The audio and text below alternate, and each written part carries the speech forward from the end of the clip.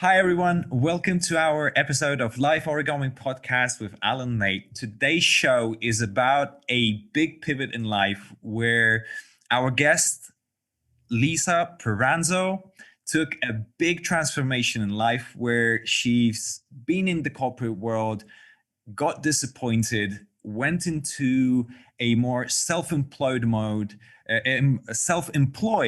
mode, then understood that she's building a business. And last year, the business turned upside down and she had to make another huge pivot in life and go online. Welcome, Lisa. I'm looking forward to discovering all the journey that you've been on. Well, thank you for having me. I'm so appreciative to you being here, and I'm so appreciative of the conversation we had before this. And like, we'll get back to that later. So I'll Definitely. introduce myself if that's Yes, cool with you. please. Yes, please. My name is Lisa Peranzo. I'm the CEO and founder of a Healthful Life, which is a company of my own creation that, like you said, I never thought I'd have.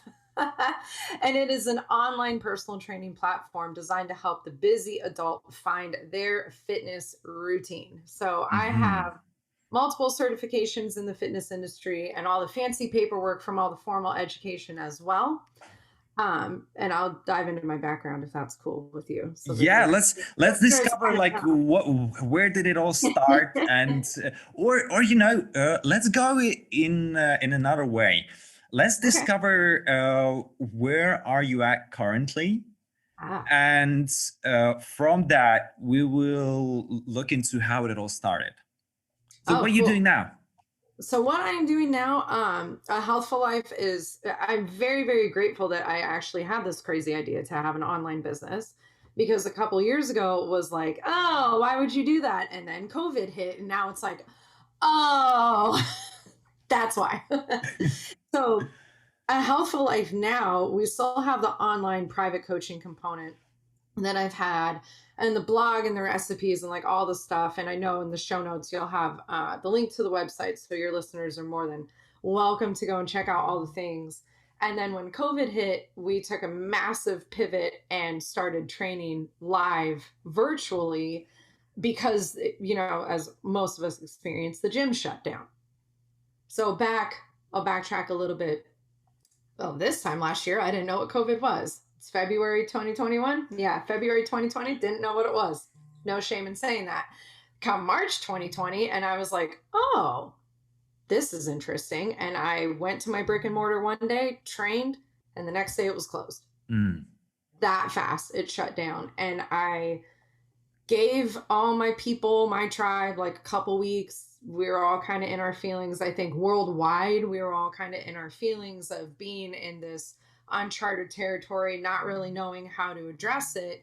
And a lot of people thinking, like, oh, in like 2 weeks, this will be done. I did Mm-hmm. not think that that would be the case. Like Mm. from the get go, I was like, oh, dang, this is going to be a long time. So I gave everybody a couple weeks, and then I started getting messages of people just being like, man, like I miss my routine. I miss going in and working out. I miss the people that I'm around when I go in and work out, like the community that we have and seeing everyone and all that kind of stuff. And I was thinking about like how I could serve my community, Mm. still working and doing everything I was doing with a healthful life. And I was like, let's just see how this goes. So I sent out a group text message to like some of my original clients and said, can I curse on your show? First of all. Yeah, let's do it. Okay, cool. I was like, this might be a clusterfuck. Okay, guys, but this is the overwhelming message that I'm getting is you guys are missing working out. You want to do something at home. You're not sure what to do. Let's do it together.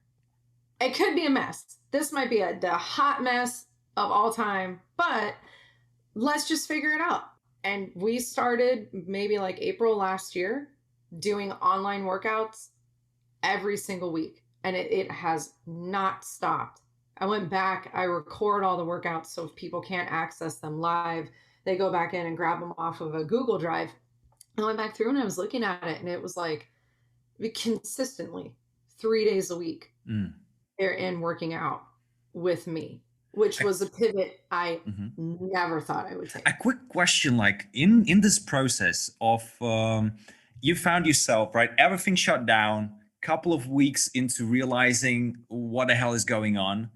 And what was your process of understanding what next step to take? Like, how did you understand that sending out a text message to your core clients is the right step? How did you come to that? I honestly didn't know it would be the right step. I just knew that I had a solution to their problem. I've Mm. worked out at home for years.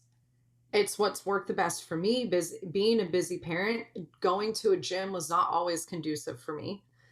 The other part of that was that I don't really like the gym environment. I don't like the comparison that goes on between Mm. people and that like underlying level of judgment, which, I know we'll talk about this, but that goes back to my injury. Like Hmm. truly having this understanding that every single body and every single person is different. So that kind of like big gym environment doesn't resonate with me. Hmm. Hmm. It's very distracting for me. And I didn't really see I would go to a gym and go swim because my head would be in the water and I got like underwater headphones, you know? And then I wasn't looking at anyone. Hmm. And that would be what I would do there. So So, basically, if I heard you correctly, what happened is that for a long time, in your own experience, you enjoyed home exercises for a long time. You had a proven method that you've experimented on yourself. mhm, You've came into a situation where you understood, right, I have value to give to my clients that used to go to the gym with me to do personal training. And I have this workout routine that I'm already doing for a long time by myself.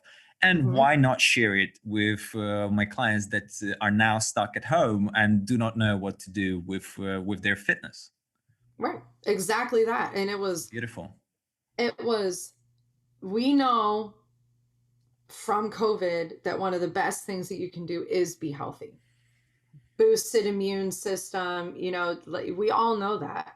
And I didn't want to see their hard work fall off, Hmm. especially when, in my mind, I didn't think that we were going to be 2 weeks and out of this. I didn't think, April last year, I remember telling my husband, like, this is the rest of the year. At minimum, Mm. this is the rest of the year, if not even longer. Hmm. So, and part of me was also like, I have worked my ass off with these people and I don't want to get back in the gym. And then we have to start like all the way at square one. Like some of these people I've been training for 7, 8 years. Hmm. Like I trained them before I even had my daughter. They knew me when I was pregnant. I didn't want to see all the progress that they had made and the hard work that they had put in completely fall off because they didn't know what to do. Hmm. This So, actually builds really well on the topic that I want all the listeners to remember, that one of the best things that we can build the business on is our experience and what we are doing for ourselves. What the troubles and the issues and the nuances that we live through, that is where the strength and the value for others lies as well. And you're a great example, Lisa. Like, thank uh, you. let's dive into the past of what got you to live through those experiences and understand for yourself and find for yourself that home fitness is your way. Let's talk about where it all began. Oh, you want me to go like all the way back to the Yeah. injury? 'Cause really well. So when I was a senior in high school, so I'm in Southern California for your listeners, just so they have a kind of awareness of where I'm at. I enlisted in the Army, and I enlisted in the Army. It was right around a week after September 11th. I did not enlist because of September 11th. It just happened to be extremely coincidental timing. And the reason why I bring that up will make sense as we keep talking. So I enlisted in the Army, and I didn't know that there was like an aptitude test that you needed to take when you got into the military in America. My bad. Took that, and they were like, oh, you scored so high on this that we actually want you to go to college first. We want you to go through a program called ROTC. Is like a delayed enlistment program. So you go to college first, you get your degree, you commission as an officer in the military, and then you owe them the 4 years of where you were in college, Mm. essentially. So your service is on the back end. So I decided to do that. And you go to military classes, you take leadership courses, you're held to the same physical standards as an active duty military person. You go on training exercises, you go to like military schools as an ROTC, candidate. And I ended up getting really severely hurt on a training exercise. So I was doing this exercise called fast roping, which What's is a that? way so have you seen the movie Black Hawk Down? Like, how much am I aging myself? Okay, I got you. So it is a way to insert troops into tight areas. So Okay. you essentially slide down a rope out of a helicopter and land on top of the building. Okay. Similar to how like firefighters used to Hmm. slide down poles, same idea. So I did that and it was technically perfect. But when I hit the ground, I landed on a rock. Perfect landing, just landed on a rock. Perfect physics, my foot shattered, fractured, and dislocated. So my whole midfoot on my right foot imploded, basically. And I went from running, 5, 6 miles pretty much every day because I was physical requirements for the Army, working out all the time, having this extremely active lifestyle as a 19-year-old child, because I was a Mm. child at 19, to being on bed rest at my parents' house, not knowing if I would walk again, for a hot second, not even having a doctor who knew how to fix me. And I thank God, found a really great doctor, but I didn't walk for the better part of like a year. It was Where most. were you then? Like in terms of then you had a vision of building a life around military service. Mhm. What was the situation where you realized like, okay, there's a chance of not walking again? And what was your mindset about the future of your life? I was lost. Mm. Everything that I thought was going to be went away. And when I first got hurt, the extent of my injury was unknown. We didn't know it for like a couple of days. Mm. And when we got to the point where we knew it, and then we couldn't find a doctor, it took like 3 doctors before we could find one who she's amazing. She's an Enneagram 8 for sure. Now that I'm like thinking about it, going back to our pre-recorded conversation, um, I was completely lost. Nothing in my life was untouched as a result of that. Mm. Every single relationship that I had changed. Every single aspect of my physical well-being changed. I was in college at the time. My academic, approach and journey totally changed. And it left me with zero direction at first. Mm. Because I didn't even know, like a year down the line, what would my life look like. And then it became the people around me, my parents, my community, my tribe, really focusing in on like, what do you want your quality of life to be? Mm. So in a bigger like societal cultural context of all of this, and the reason why I brought up enlisting when I did was when I got hurt, we were in the beginning throes of really being in that conflict in Iraq and Afghanistan as Americans. Mhm. And we were not at the point where troops were really coming home with a significant amount of injuries that a lot of them came home with. So even from that aspect, my social environment changed because the people that I had who were like my tribe were going after active duty and going into a Mhm. war zone. Their head was in that game. My head was at home and trying to heal and trying to figure out like, what do I want to be when I grow up? Because now I have no idea. And what do I want the quality of my life to be like when I grow up? Because I thought it was going to be this one thing, and now this is Mhm. not my reality anymore. And what I understand is that I went through a tremendous amount of grieving, Mm. like similar to a death, Can like imagine. every single stage of grief. And I had nowhere to go but through it because I was confined to a bed. Mhm. It was like, you suck it up, like, work through this. You have to work through this. And it did get to the point where all of those things and that feeling of being lost, Hmm. I needed to seek professional help to be able to address those. And Hmm. I did that. And I encourage that for people. I went and I talked to What was somebody. it?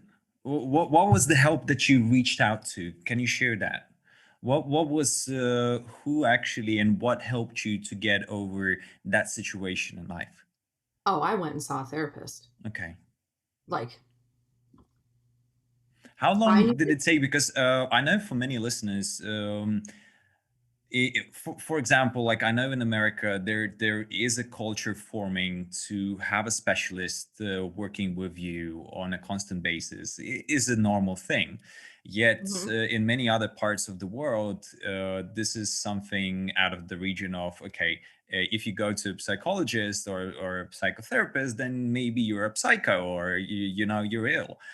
And it's like not to be, and people don't share, they are not vulnerable about the fact that they are visiting a professional because the society will shame them for them like are you ill or like are you sick or what the hell is wrong with you.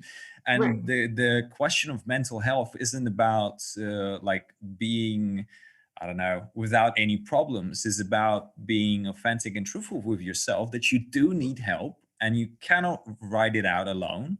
And there Mhm. are experts out there that can help you, and those are psychologists and psychotherapists that deal Right. with mindset and emotions.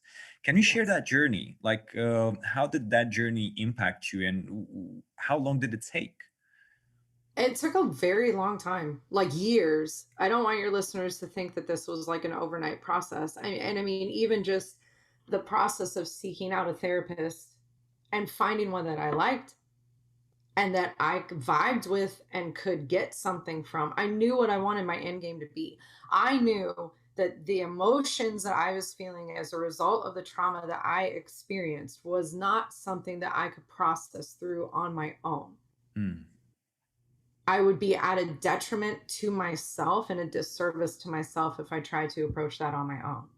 But then it even took a couple tries to like find a therapist that I could really disclose a lot of these feelings to and feel safe doing it. How many? Can you share like how many therapists you went through, and what was not fitting in? And in the end, the most interesting question is, in the end, how did you understand that it fit in, that it was the right person? I think I saw three. The one that I stuck with, she was my third one. Um, I was with her for a couple of years every week, and it was just an energy feeling. Mm, Like it was just how I felt. mm, Even from like, I'm very big on like instinct, like gut instinct. Even just walking into her building and walking into her office and how she made me feel. mm. What about the others? What didn't play out? I just didn't have that feeling. Mm, okay. I didn't walk in with as much of a sense of like contentment as I did with her. Hmm. And having that sense of contentment made me feel safe to be able to like share what I was going through. So you've mentioned that that took you several years. When did you find the next step out of this abyss of just being lost? I don't even, I think I just got to the point where I felt better. Like I felt like, okay, I can accept this. I think I needed to get to the point where I could place my ego aside from like where I thought my body should be, because that was a lot of it for a number of years, was like pushing my physical limitations based off of mentally where I thought I should be, and mentally where I thought I should be was pre-injury. Mm, And getting to the point where I could be like, no, I'm okay with not doing these things. It doesn't make me less. It doesn't make me weak. It doesn't make me not strong. It doesn't make me any of those negative things. It actually makes me more, because what I'm doing is respecting my body mm. and its capabilities and honoring that journey and honoring that process. And what my body was doing in the meantime when I was testing my limits was continually getting injured. It would be like I would do something and then I would get hurt. And not like little shit, like herniated disc, throw out a joint in my shoulder, like gnarly stuff. And then that compounds on top of the original injury. And then you have that much more stuff to work through and to work into. And as things evolved over time for me, and I got the formal education, and I also got some fitness certifications, and I started training on the side. It became this like, why are we trying to shove people into a box with fitness when that doesn't work? Mm.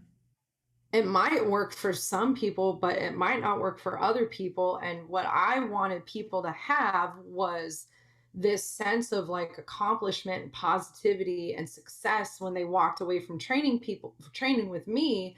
And I was noticing that shoving them into a box was not necessarily creating it. And then I was also noticing in my own workouts that I was not shoving myself into a box. And I got into a place where I accepted that. And I was like, I know I can still get a good workout. I know I can still get a good sweat on. I know I can still see, results and change, and the like non-scalable victories and the scalable ones as well. And I can do that in my own way. So I continued in corporate America for like a hot second because that's what you're told to Let's do. rewind that a little bit. Like we were in a place where you don't know who you want to be. You're lost. You don't know that you're gonna walk again. You've invested several years into therapy. Like Mhm. in between that therapy, what was your journey? Because you have a bachelor's in psychology, you have a master's in human behavior, you have multiple certifications, as you said, in many different fitness cultures. Where when did you understand that getting a bachelor's in psychology was the thing that you wanted to pursue after everything that happened? So I was in college when I got hurt, and Mm-hmm. I did not stop going to school, Okay. even while I was hurt. I knew I was going to get my bachelor's in psychology. The military did pay for my bachelor's degree. Um, so I was just like, I'm going to finish this. And I knew prior to going into the military and prior to starting my bachelor's that I would get advanced degrees. That was what I wanted. I just thought I would do it while I was active duty military. Mm-hmm. So when I finished my bachelor's, I took a little bit of time, maybe like a year in between, to kind of figure out what I would want my master's to be. I went into corporate America, I started working, and then it was just, I've always been curious about people and how their mind works and what motivates them and what drives them. Not necessarily, I guess, from an analytical standpoint, but also from just a pure curiosity standpoint. I knew I didn't want to be a therapist. That was never something that resonated with me. But I knew I wanted to get a master's degree in something that was like on the realm of psychology. Mm-hmm. So I went and got my master's for human behavior. Mm. How did that impact what you do currently? I think for me, it gives me a greater understanding of where my clients are at. I think How the is that? formal education that I have has helped me tremendously in understanding the people around me. Can you give some examples, like how maybe with your clients, or how that education of understanding human behavior and psychology is helping you to tailor the approach to your clients? I think the biggest thing, and this goes with pretty much every client that I have, is that understanding of my degrees of being able to look at their excuses as limitations that they're putting on themselves.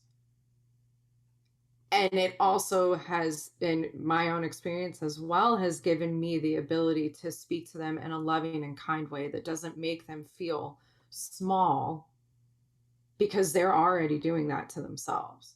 They're Mm, already so critical of themselves and thinking that they're not doing enough and that they're failing themselves, that it allows me to have a more authentic and honest conversation with them so that they can relay those vulnerabilities to me, and then we can break them down. Like mm, unpack them, I think, is like the trendy term right now. But so that we can unpack them, and what that ends up doing is it gives them a better result. mm. So you're doing a synthesis of not only training as physical and nutritional training for people, but you're also helping them with mindset questions that Hmm. are also a big part of them getting fit, Hmm. right? So Yeah. as they say, like I hear the saying that 80% of the workout is done in the kitchen, right? Is that true? A lot of it, yeah. It's sad. I'm sorry. But yeah, abs are really built in the kitchen. A lot of, there's a genetic component that goes into it. There's obviously a physical component, but there is also a really big nutritional piece. And even just understanding why you go towards certain foods when you go to them. Hmm. Now, obviously, like I'm not a certified nutritionist in that I did not go to college for that. So I know when someone is outside of my realm of expertise on that, and I'm very happy to refer them out or have them seek outside sources Hmm. when it comes down to things like metabolizing. Like if there's a neuroendocrine issue, I'm not addressing that. They need to go seek outside help. But when it comes to like basic eating habits, the formal education helps with that tremendously. Why are you turning to food? What is your relationship like with food? Women have a very interesting relationship with food. You're chuckling because you know I'm right. We I very, believe men as well, but we just yes, hide. yeah. And some men don't hide it, but yeah, we have a very, very interesting relationship with food. And it is from this standpoint of what I've seen of I need to deprive myself to get the results that I want. But if I'm given access to that one thing I've been depriving myself of, I am going to binge it until I pass out or I feel Hmm. sick or both. So And no that's no good balance, no healthy balance between those right. things. Right. So for me, assuming that there's no outstanding other issues, it's a matter of helping the person find balance, Hmm. which is the deeper underlying issue of why are you doing the behavior in the first place? Mm, And let's beautiful. address that. And then let's address how we create balance as a result of that. Mm-hmm. So basically, you've went into fitness after having your degrees in psychology, and what made you decide on the directions? Like, did you pick randomly, or did you pick what was exciting, or you've listened to what people need and you studied that? What was your journey into decision making and what to study? So when I was in corporate America, I I literally just got, I said this to you earlier, I know, where I got disillusioned with it. I felt like I wasn't serving in a big enough way. I wasn't reaching enough people. My time wasn't being leveraged as well as what it could have been. And I wanted to help more people. I felt like I wasn't doing enough.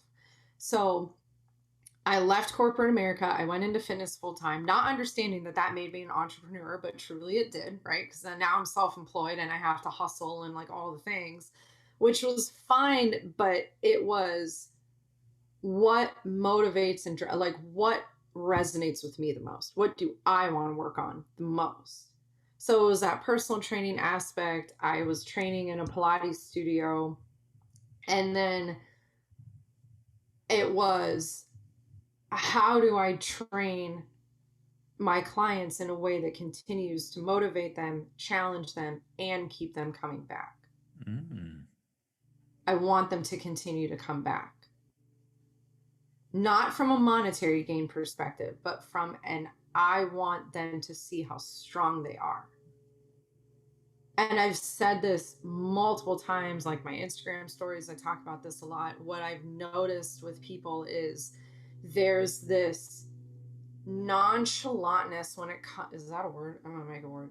When it comes to the things that we've overcome in our life. And I know that because I listen to the people that I train. They'll talk about these obstacles that have been presented to them and they've overcome them with all of this grace and all of this beauty. And then they'll look at this 10-minute like EMOM, like every minute on the minute interval workout, and they'll be like, oh my God, I can't do it.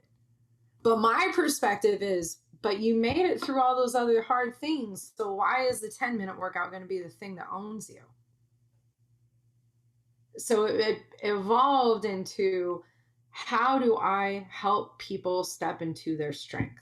How do I help people step into their power? And how do I help people understand that having the confidence that comes out of that is a good thing? It's not something to shy away from, and it's not something to be ashamed of.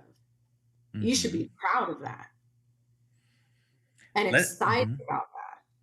But for Mm-hmm. me, that goes back to the injury, because every time post injury, I would do something physical. That was what I was having to work towards. Am I going to focus on, this isn't where I think I should be, and so I'm going to give myself a hard time and be critical of myself? Or am I going to say, shit, you did that today? The perspective that I have now when I move my body, even if it's the worst workout of all time and I feel like I'm going to throw up, I can do this. I get to do this. I can do this. And I also know what it's like to not be able to. Let's transfer this mentality into discovering what was the journey of starting, like leaving corporate America and starting your own business. How did that assist you, and what did you discover in your first steps of building a business? Like, if I understood correctly, when you left corporate America, you already had side clients in the sphere of training and fitness. Now, Mhm. transitioning into a full-time trainer, what did life become?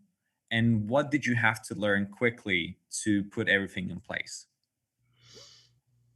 Oh, life became a lot more fulfilling immediately. I just felt better. There's no like other way to put it. It was like immediate.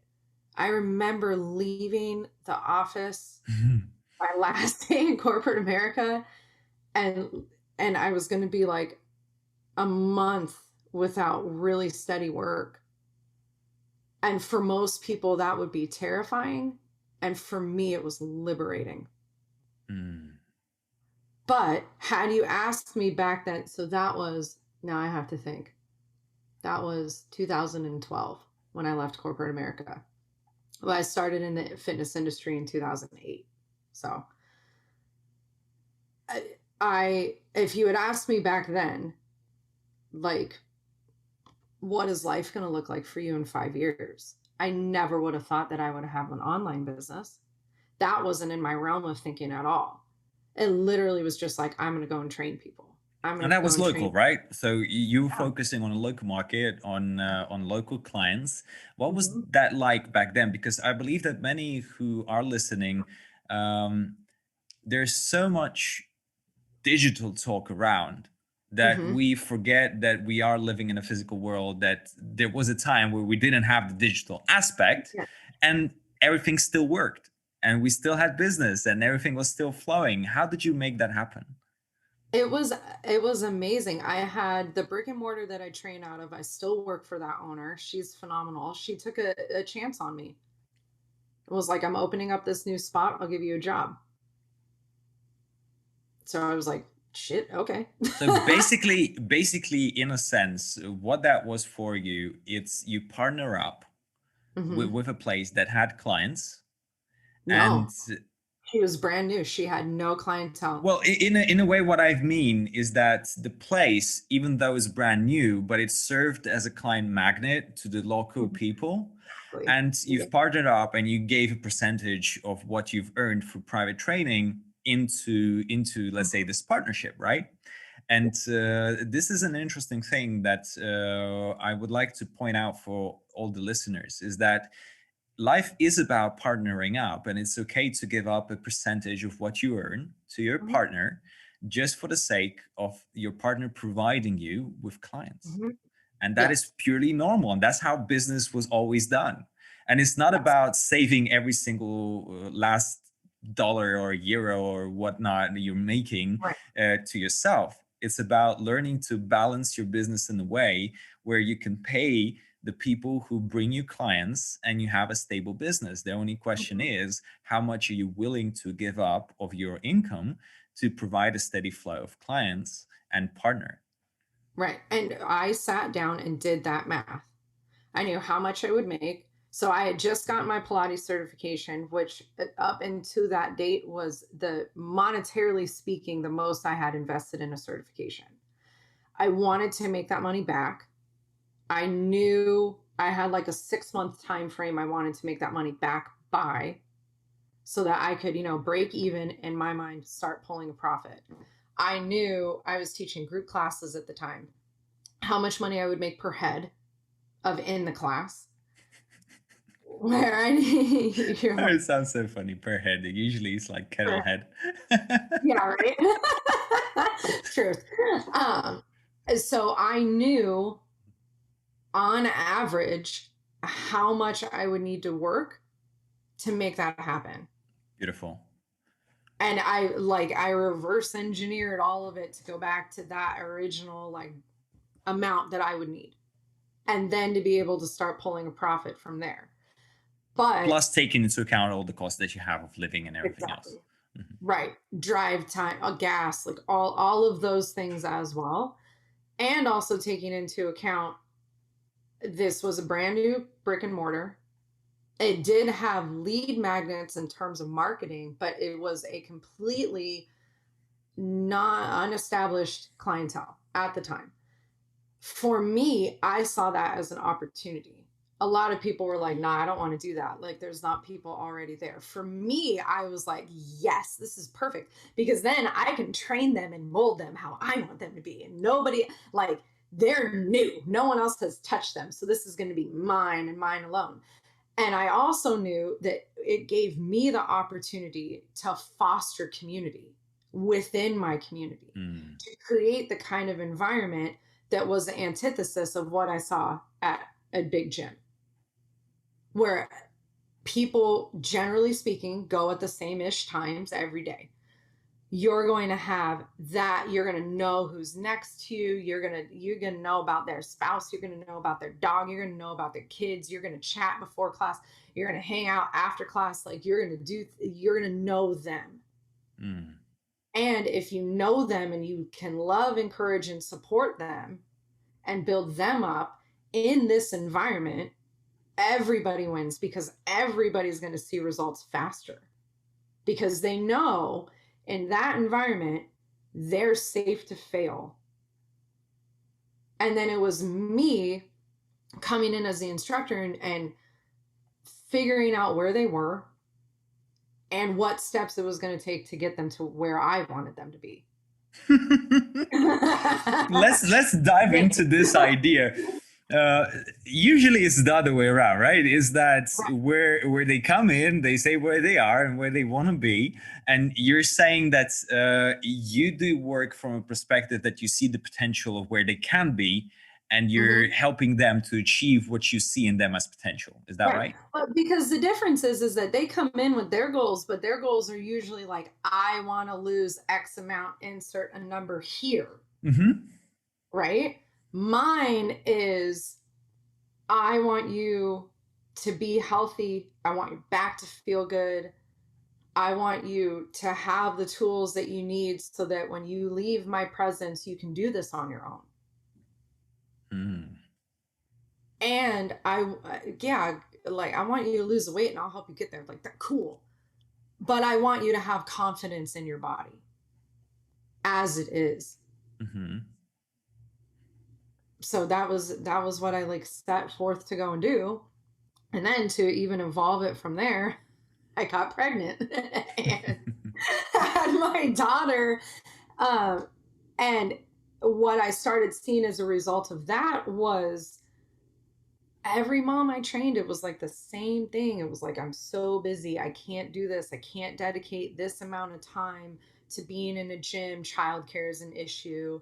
It all became an issue. And meanwhile, this whole time I had been working out at home. Like, really, since my injury, I had been working out at home because, like I said earlier, the gym environment was too distracting to me. I also didn't like the competitive aspect to it. That look at it. If you come in and you show up and work out, that is 90% of the battle right there, is taking the time out of your schedule to do the workout. Already you get a gold star. The last thing I want you to do when you're in the workout then is to be distracted by somebody else, because if you're distracted by somebody else, you're going to get hurt, or you're just going to feel like shit when you leave. And then what's the point? So I have my daughter. I started noticing this problem, and I was like, how can I help people get to where they want to be physically when they feel like they're that strapped for time? Like, I get paid to work out, so my jam is different, right? But most people, are in a traditional corporate environment. They're working, set hours during the day. There's commute time built in on top of that. And then they have families on top of that, all the demands that they have from at home. So the prospect of them even doing a 20-minute workout is too daunting. It's too overwhelming. They can't figure out how to work it into their day. But I can help them figure it out. And I can help them figure out how to do it at home, because I figured it out for myself. So what am I doing if I'm sitting on all this knowledge and I'm not sharing it? And that was already in COVID time that you realized, or was it before? That was before COVID. So I started a Healthful Life as a blog. I think I told you it was a blog because I had clients telling me when I would train them, the feedback I get when I train is that I'm really funny and I'm super motivating. And most of my funny stories are about my family. Sorry, husband, if you're listening to this, it's true. You are fodder when I teach. Sorry. And my dogs, they're fodder as well. And they were like, you should start a blog. Like, you need to write this down. Your daughter needs to know where your head was at, like when she was little. She's 6 now. So this was when she was like 2 or 3. So I started writing down all these stories about her, and people started going to it. And I was like, oh, okay. And then they didn't have time to come in and work out. And I started giving them workouts to do at home. And it kind of evolved from there into me taking on private clients virtually, because that was easier than them figuring out a way to come and meet me in person and tweaking their fitness game from there. And then I took it online and went to Instagram and started promoting it there, not having a clue what I was doing, by the way. And I started doing it there. And this is like 2 years ago, maybe, and started growing an audience base and connecting with people and helping people. And, it kind of started snowballing and snowballing and snowballing. And then COVID. And it was a complete pivot.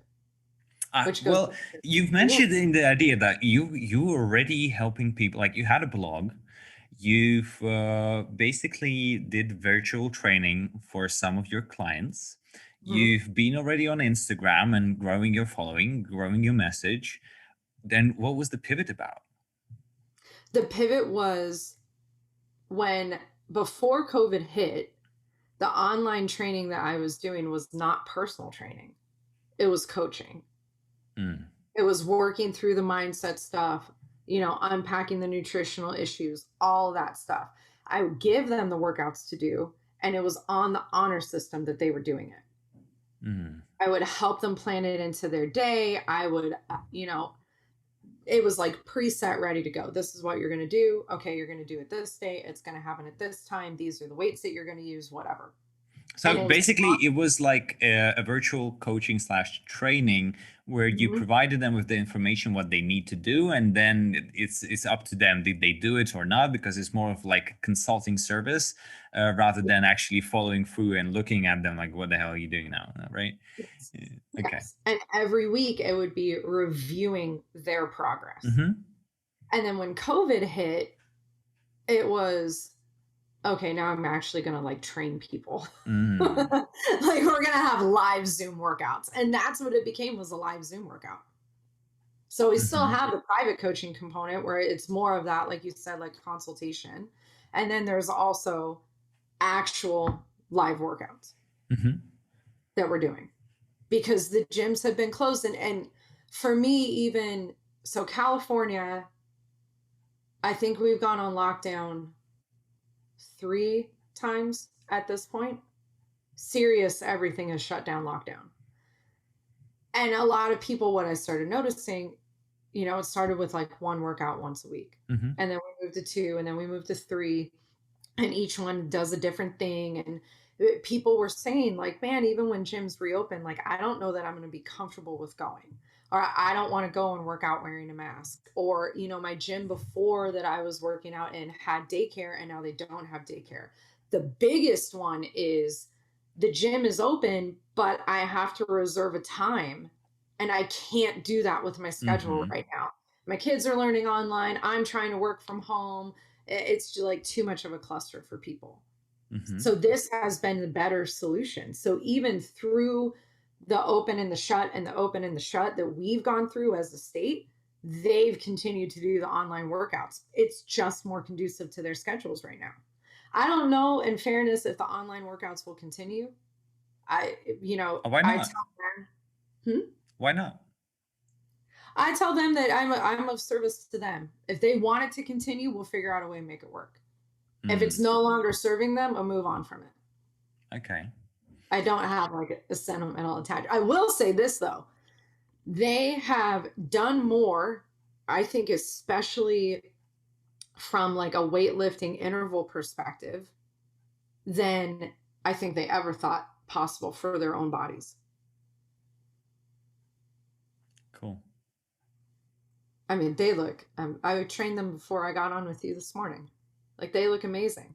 And rest assured, they're still equally as sassy over video as they are in person. So it works out. What about let's discover, like, doing this pivot to full online. Like, you kind of go out, you're doing everything from home. What was the toughest challenge you faced in terms of business, and how did you overcome it? The toughest challenge for me with doing the online workouts was figuring out how many people I would want in the workout. Okay. So that sounds kind of odd. So I do the online workouts as a donation based workout. And that's also like my personal thing. I work out with them, I would be working out regardless. So it's like no skin off my nose to be on a Zoom doing it and talking through it. That doesn't bother me. The donation based piece was because, I'm sure you can relate to this too, where you're at, a lot of people lost their sources of income. Maybe they lost their job, or, this pandemic has impacted people in every way. Hmm. And I didn't want people to feel like they could not participate because they were strapped financially. Okay. I wanted people to come in and have the opportunity to move so that they could find some stress relief, because this pandemic has impacted everyone, and the mental health aspect of that being a big part of it as well. So if they can come in and they can work out, feel a little less anxious, feel a little less stressed, feel a little bit more connected to their community, cool. From the trainer perspective, and me being a business owner, I didn't want it to be a crap load of people on a screen. That's a liability standpoint for me. That's a safety thing. I need to be able to clearly see like each tile on the Zoom to see what they're doing, so I can make sure that they're moving safely, Hmm. because I'm not there in front of them. I have to be able to see what they're doing. Mm-hmm. So in the beginning, it was like a couple people, and I've kept the group really small, and I've done that intentionally because I need to be able to see what they're doing. They also need to be able to ask me questions. If they're doing something, it confuses them, or that they're moving and they go into a place of acute pain and they're not sure why, we need to be able to adjust those things around. So for me, it wasn't a number standpoint, like how many people do I want to have in Where this? did you settle? 10 or less. 10 or less. Interesting. Because for me, in terms of individual working with people, I found that a group of 4 to 5 people was optimal for every single person to get their own personal attention. Like for masterminds, for example, Mhm. I believe in a sense that when we do the works together, each member of the group needs to get their individual attention every single time we meet.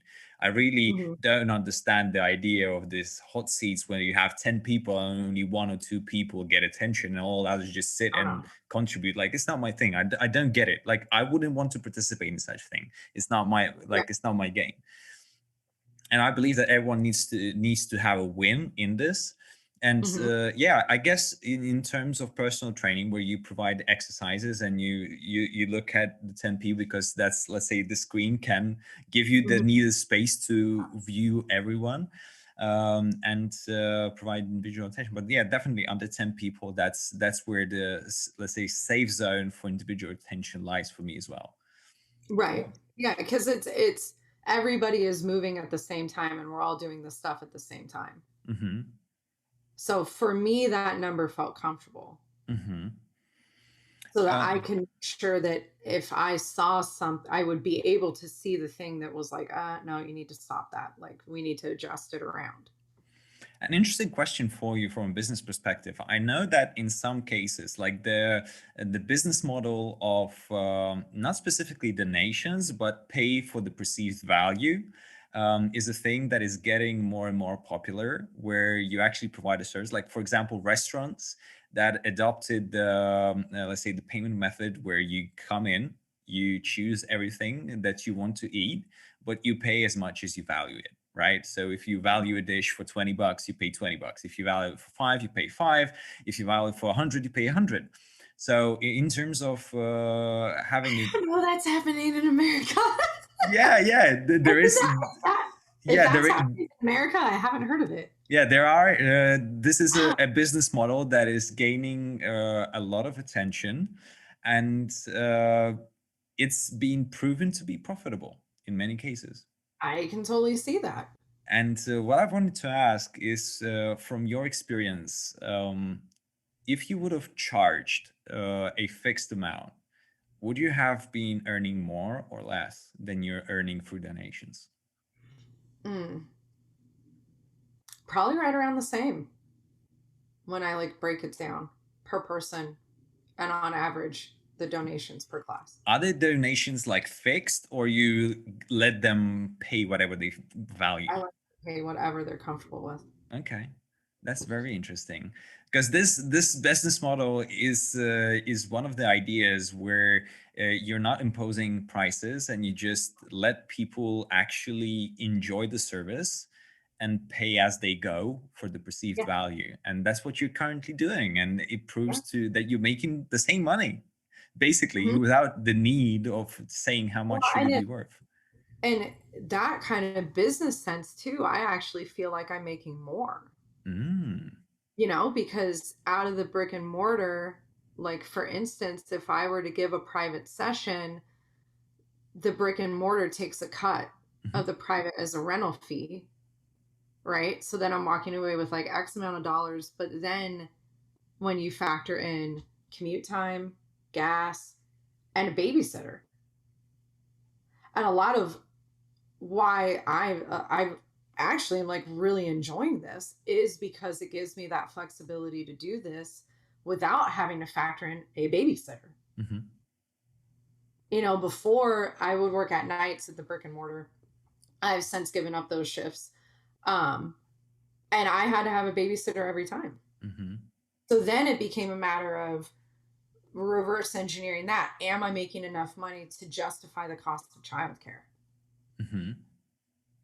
And luckily, my child is old enough now that she knows if mommy's in the gym and mommy's teaching the class, I can come in if it's an emergency, but she's okay in the house by herself, like playing and having independent playtime.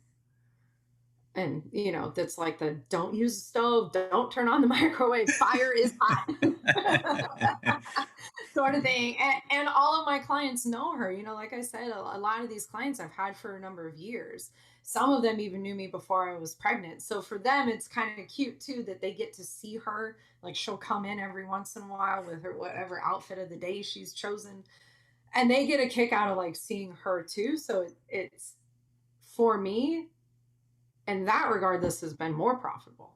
Hmm. Very interesting. Um, let's dive into a little bit. What can you, from a standpoint of a trainer and people and a person who assists the health state, like mental, emotional, and physical, what can you suggest to all that are in a position that they need to work on their fitness and are dreading the idea that they have to work out from home? Mm, What would you suggest in terms of how to get into it in a most or least resistant way? the least resistant way. The fitness for me is a lot about intuition. The fitness term for that is auto regulation. Mm, So it's the idea that if you're doing something and inherently it doesn't feel good, or you move from a place of acute pain, you need to stop. You need to move from a place of like love and respect for your body. And what that does internally is it causes certain reactions within your central nervous system that help your body feel better. And then in a way bigger sense, when you feel more successful, you get that rush from the work of that endorphin rush at the end of the workout, then you're feeling like really good. So what I encourage people to do is to find the kind of workout that appeals to them. mm, So if I were to tell you, if you're like, I want to start working out, and I'm like, okay, go run a mile. And you're like, but I don't like running. When you say, but I don't like running, what's going to happen if I tell you to go run a mile 4 days a week? One day a week, you might do it, but 3 other days of the week, you're going to find excuses to not. And then what you're going to come back to me with are those excuses. Work did this, my kid did this, and then my dog, blah, blah, blah. I get it. But I know that you will make time for the thing that is appealing to you. So if you're like, I want to work out and I want to work out 4 days a week, and I know that I have half an hour each time to do that. mm. And what I really, really like to do is let me pull something from my ass right now. I like to play soccer. Let's find a way for you to go kick a ball and run and do that. Or if you're like, I want to just move some heavy shit. All right, let's get a lifting program in place for you. That's kind of where the benefit of all of these certifications is really coming in beautifully right now, is being able to address that problem. Mm. So I basically, for you can find an approach from Mhm. anywhere, from CrossFit and lifting and all that sort, where you do power training, all the way down to something more relaxing and soothing, such as Pilates and yoga and all that sort, right? Yeah, yeah. I just got my kettlebell certification for that purpose because I had a client who she loves to do kettlebell work. That's her jam. And Mm, she will make the time in her schedule to do a kettlebell workout. mm, But if I were to tell her, I want you to go play basketball for an hour, she'd be like, man, I don't really want to. That's what the excuse is ultimately that underlying, like, I don't want to. mm-hmm, So I will find a reason to not. Whereas I want you to find a reason to do it. mm-hmm. And I want it to feel good for you because I know that that feeling builds. That feeling of feeling good builds. And eventually that becomes that healthy lifestyle. How, Because like, you're like, oh, for example, for people who've been on a lockdown for a year now, and they've in many cases haven't touched an idea of working out for a year, for example. How to start to find that pleasure for yourself, like how to discover the pleasure of working out again, or even ever. Not again, but ever. the biggest thing is finding that thing that inherently appeals to you and then being patient with yourself. I don't think that we're patient enough with ourselves and And the what does trans. that mean? It means giving yourself the grace of time to get that transformation that you want. Mm, I think that we're in this like microwave generation of like change needs to happen in 30 seconds. And that's not realistic. If you've been pretty much sedentary for the past year Hmm. and you've put on weight as a result and your body feels like shit, let's just be honest, you feel like absolute trash right now, it's not going to change overnight. So, what I would encourage people to do is get a journal. I do have a point with this. Find out what inherently appeals to you. What Can sounds you good? can you name some questions, yeah, about how to find what appeals? Like if I said, if you told me you had 30 minutes to work out, what would be the first thing that came to your mind for what you would want to do? Hmm. What's the first thing? Or if I said to you, you said, I have 30 minutes to go work out. And I said, let's go do a hit workout. Would you shy away? What's your reaction? Would you be like, all right, let's do it? Or are you like, nah, pass. Or if you said, I have 30 minutes to work out, and I said, all right, let's go do some yoga. What what's your reaction to it? You know what Let's I go. believe? I believe that would be cool for everyone who is listening if you could create an opportunity checklist in terms of Ah, what kind of workouts can you do at home in a mhm. way that takes into account potential limited space and still like gives the variety, like having a checklist of what is possible to do at home. Oh, I already And have that, friend. and That freebie I sent you is all those pre-made workouts. I have a YouTube channel that's got more hit workouts on it and Pilates, and oh, all of it is cool. from home, Mm. at home with minimal equipment. Mm-hmm. Mm-hmm. Because I realized too, I have the equipment. Also, I get paid to do this. Not everybody has that. Not everybody has the space either where they live, right? They're going to be very limited on that. So that's already been. Tell us a little bit more about the freebie. What's in there? What will people get from looking at it? So the freebie are pre-made workouts that are ready to go from your living room.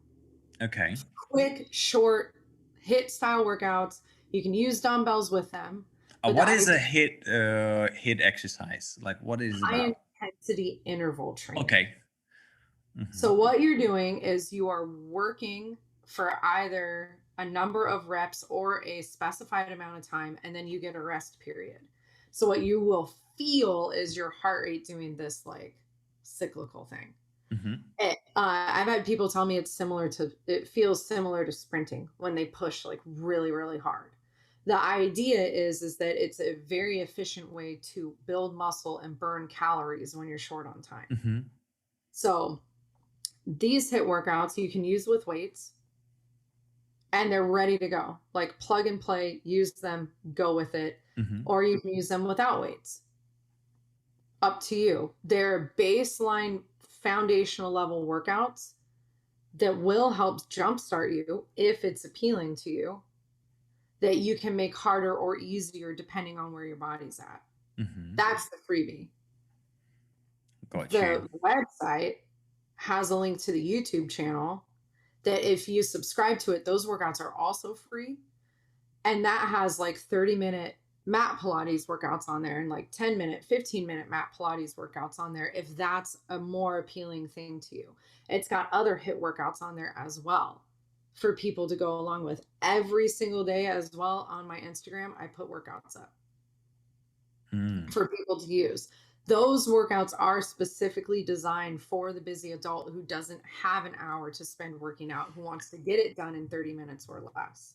Here's a question for you. I know that many people, due to not working out or not taking care of their body ever, or doing it really rarely, can have physical conditions that even additional weight that they've put on during that year, or many years without any exercise, can have potential bad effects on the joints and bones and everything else.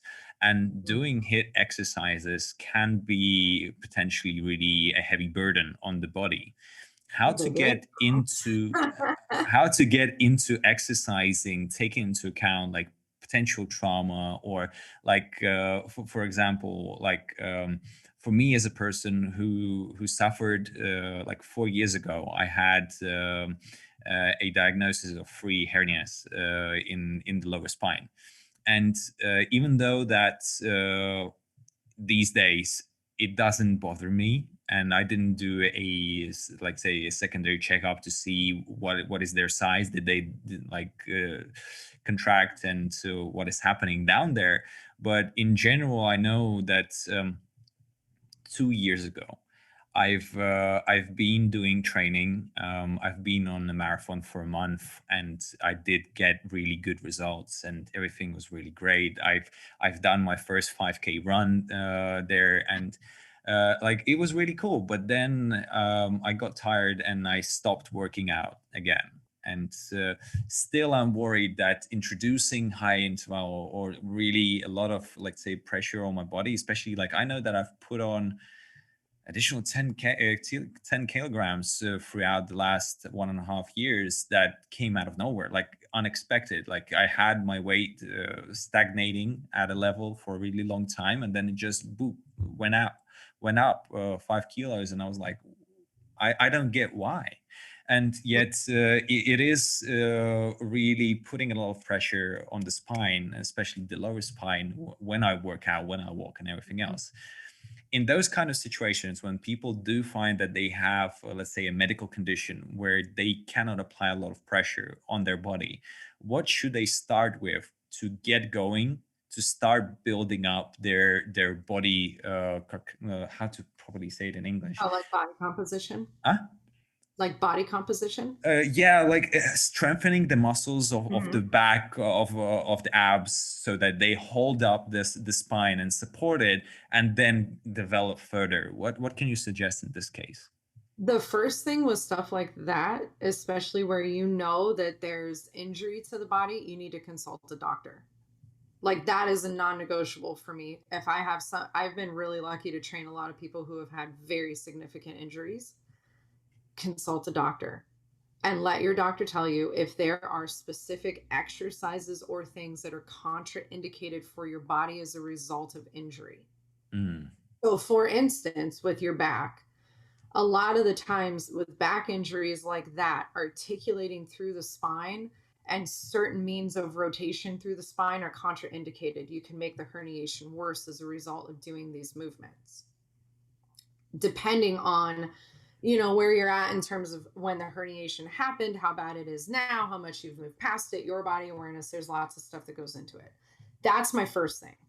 Talk to your doctor, because your doctor is going to tell you, I don't want you doing X, Y, and Z. And that's a good start place for me as a trainer. When it mhm, comes to implementing in exercise, again, it's finding, if you're like, I want to start with HIIT stuff, everybody can do that. That doesn't mean that you need to be going like full force, balls to the wall, being super extra with it. You don't have to do it like that. That's why like that freebie is designed the way that it is, that it's very like baseline, mm, so that you can look at the workout and be like, okay, I can meet my body where I'm at right now. mhm, The point is to move, it's to not move from a place of pain. mhm, So then you can get into your workout, even if it's like, I want to go for a walk. Maybe that's where you start. You're like, I want to go for a walk. I want to walk 5 days a week. I want to make it be at least a half an hour so that I can like break a little bit of a sweat, feel my heart rate come up. I'm going to do that for a couple weeks.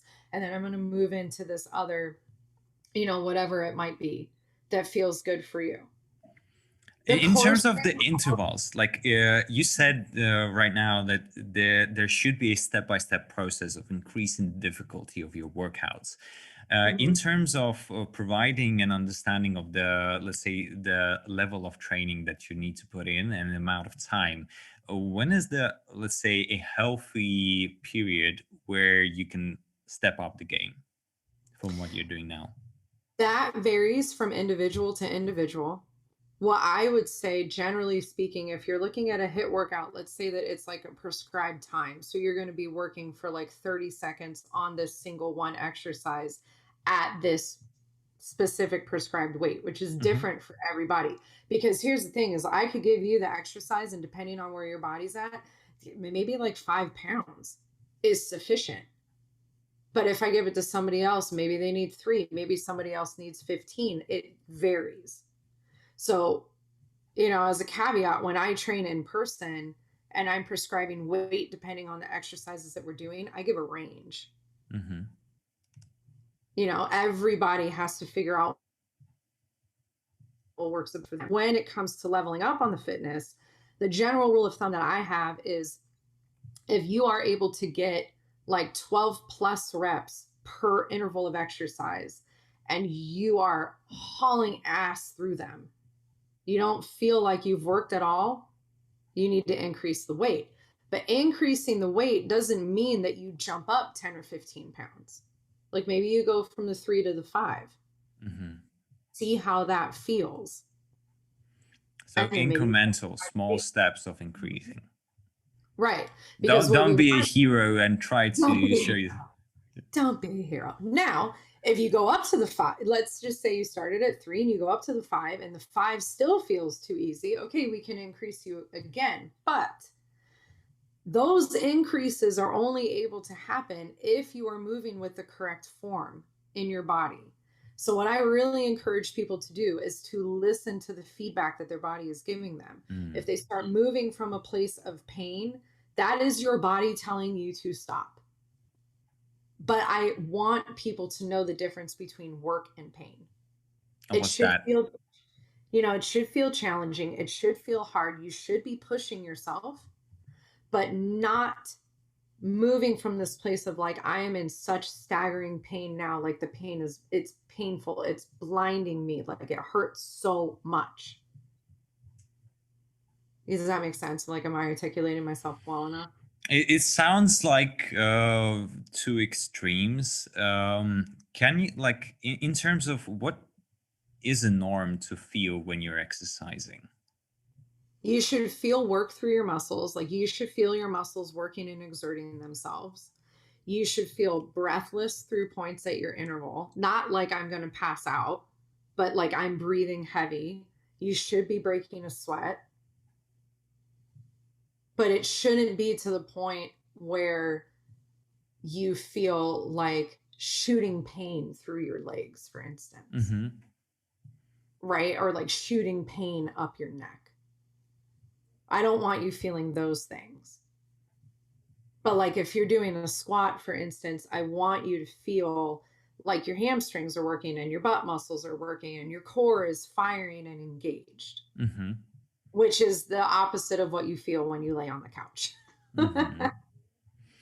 Got you. So all of those things, being respectful to your body, when you were talking about core strength earlier and like building up your core strength and doing these things, all of that will come with time.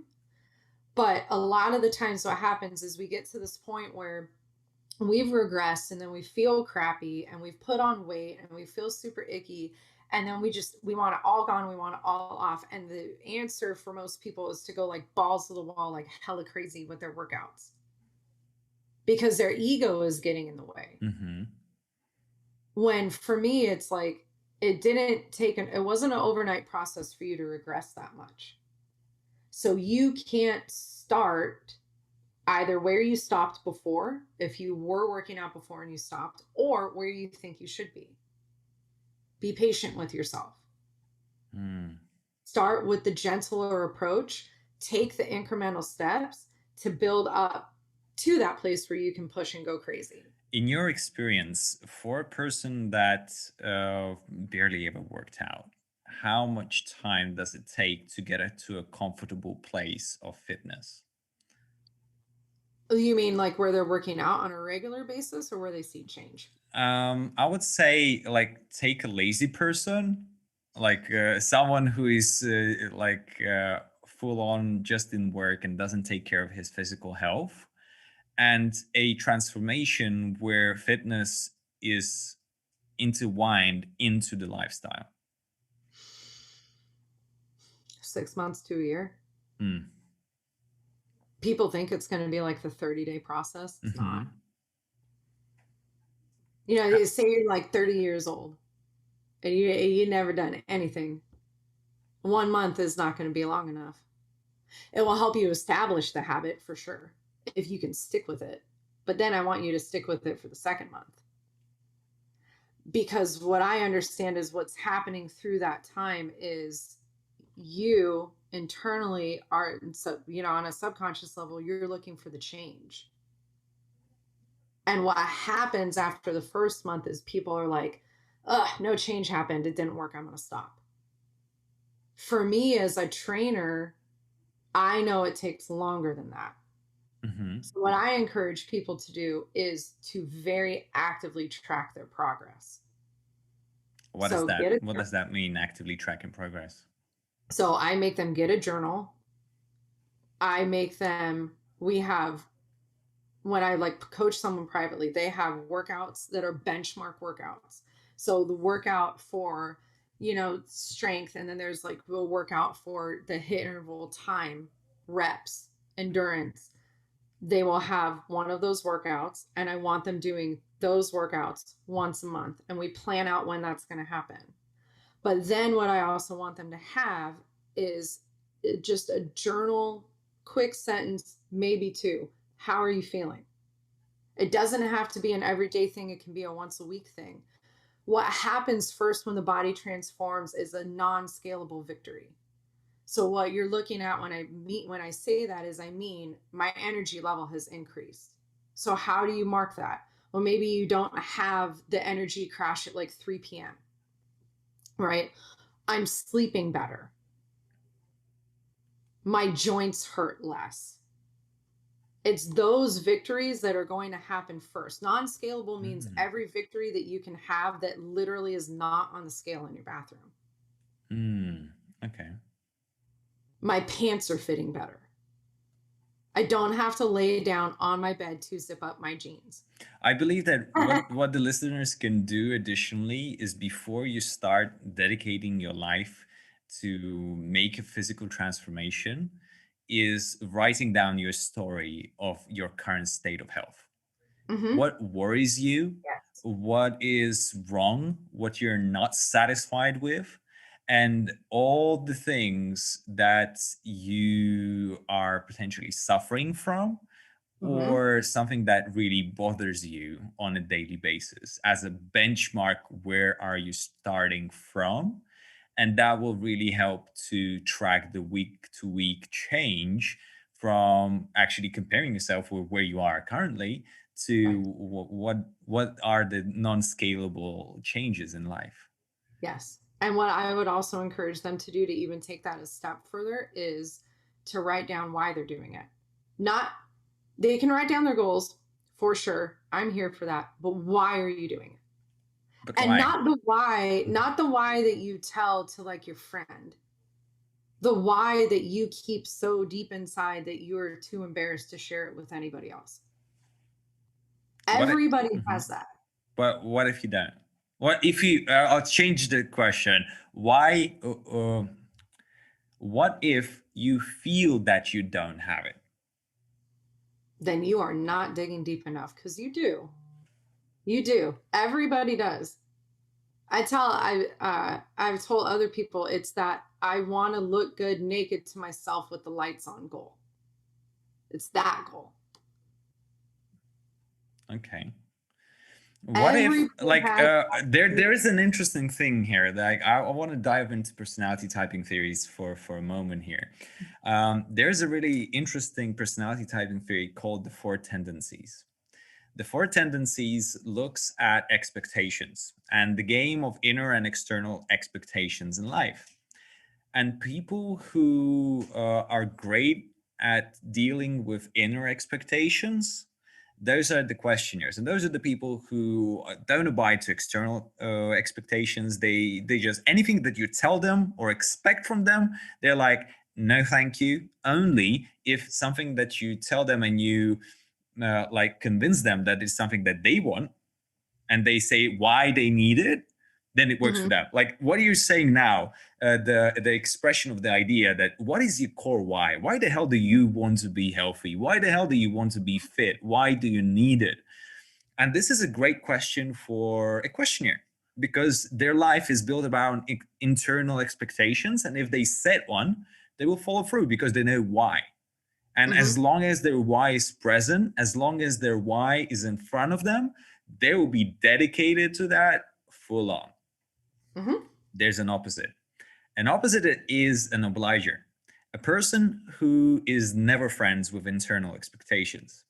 They can set themselves any resolution, any fact, any expectation that they put on themselves. They can paint out the most beautiful picture of why, but in the end, it doesn't motivate them to follow through. Hmm. But what actually makes them follow through is external expectation. And what I found for myself, because I myself and I'm an obliger, for me, internal expectations are not motivating, like at all. I cannot find something powerful enough that will be, maybe to the extreme that if I don't do it, I die, and I really know that I can die. That will be when I will do it. But that's an extreme case that you don't really get in a normal situation. So then for you, For me, in private coaching external. is more. Exactly. And for me, like having an external expectation, for example, I give an example, such as um, having that accountability that you know that you're not the only one, and your presence in a group is helping others as well, and you Mhm. know that you're meeting with a group of people that basically you're giving support to others by showing up, and that is motivating others to actually come and do. And then that is this kind of constant support of each other. That is where the group coaching and coaching in general comes into a big theme. That for me, it's not enough to have my own expectations to be set and follow through. For me, it's Mhm. also really important to have community. For me, it's also really important to see that what I'm doing, I'm not alone in this journey.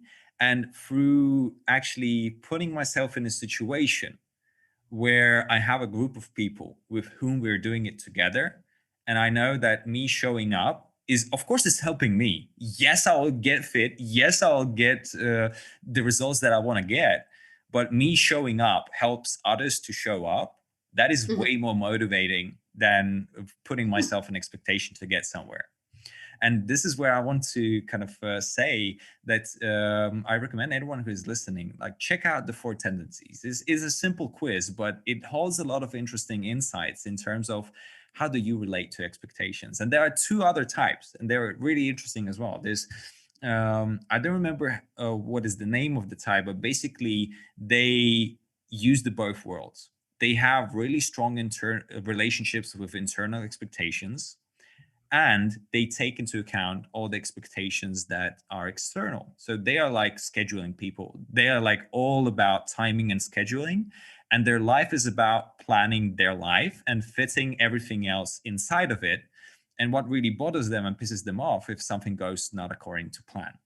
But so they are really like they're planners of life, and they abide to the expectations that they set, and they don't need support. They just do it. It's just, they are the people that actually follow through for themselves because they know what they need and they just do it. Mhm. And there are rebels. Rebels are the people who resist everything, resist internal and external expectations. And it's a challenging type of people because what they do is they go along with their feelings and what feels right for them at this moment of time. And I guess this is for those kind of people, you need to relax and actually listen to your body. And if you feel that you want to exercise, think about the ideas of what kind of exercise can you introduce when you have Mhm. the feel to do it. So just have something prepared and laying aside till that moment strikes, and be open that it can strike and you can have that impulse to do it, and just go do it. Doesn't matter when it is. Even like a minute of workout can be beneficial Mhm. to stimulating your metabolism in general. So yeah, understanding this type of relationships to internal and external accountability, or internal and external expectations, can play a big role into understanding what kind of support systems you need in place to Mm-hmm. follow through on the results that you want to gain. So yeah, that really neatly fits in into the idea of when you're actually planning to get started in working out or in anything else in your life, in business as well, understand what kind of support system you need. Are you depending on your inner authority where you just need a powerful why in place and keep it in front of you all the time to be aligned with what you're trying to achieve? Or Mm-hmm. do you need really a person or a group of people that you're working together on a specific goal that is a common goal? And that helps you to move forward and be accountable, and as well as have the perception that you're not doing it for yourself, but you're Right. actually doing for others, but you're helping yourself along the way as well. So that's kind Right. of what to look at. That's interesting. And I feel like that's where the private coaching is still so relevant for me, because a lot of this stuff and the questions that come up about fitness are so individually based. I can give really generalized answers and they can be helpful to some people, but being able to have that one-on-one conversation so that I can get to know a person better, and like build that rapport, build that trust, and break down that aspect of things.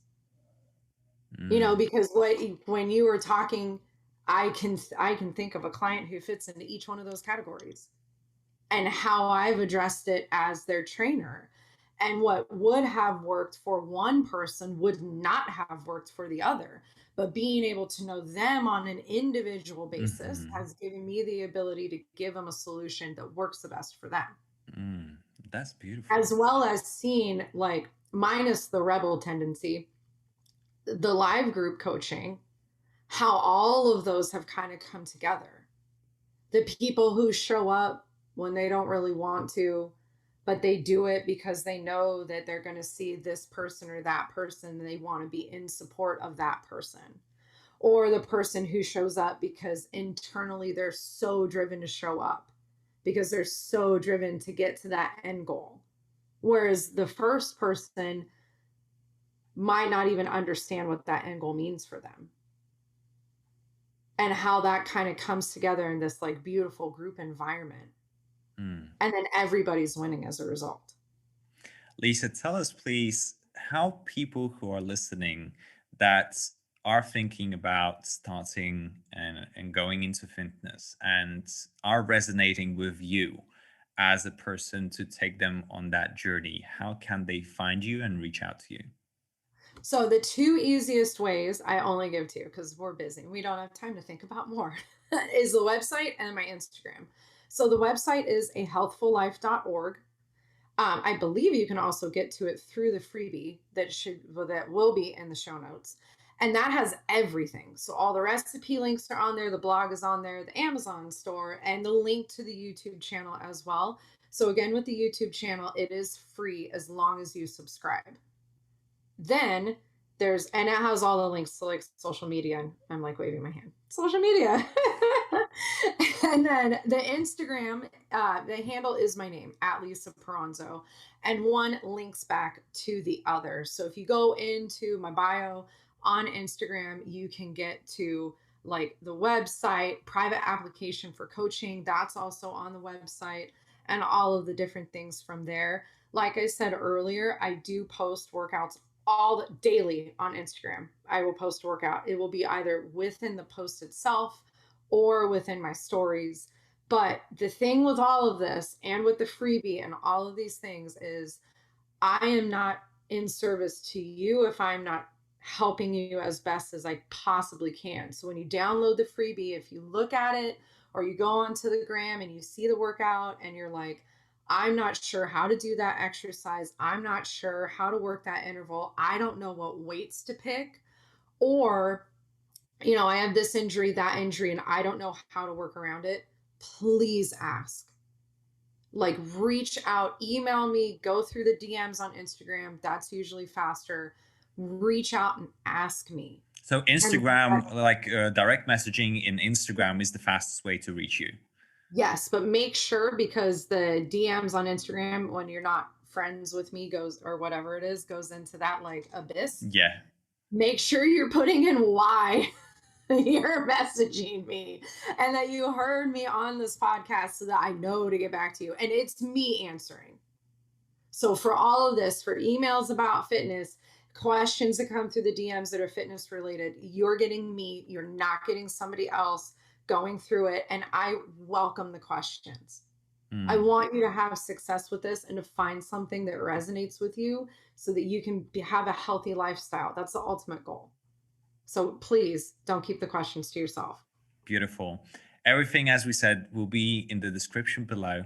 I thank you, Lisa, for sharing this live with us, this show in general, and sharing all your wisdom and everything that has got to do with fitness. And I believe that a lot of people who will be listening in the future will have an opportunity to actually get a lot of valuable ideas into what to do at home with their fitness, even if they didn't ever think about how it is possible to do at home.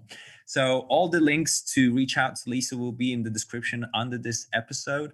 Thank you, Lisa, for being Thank with you. us. Oh, thank you for having me.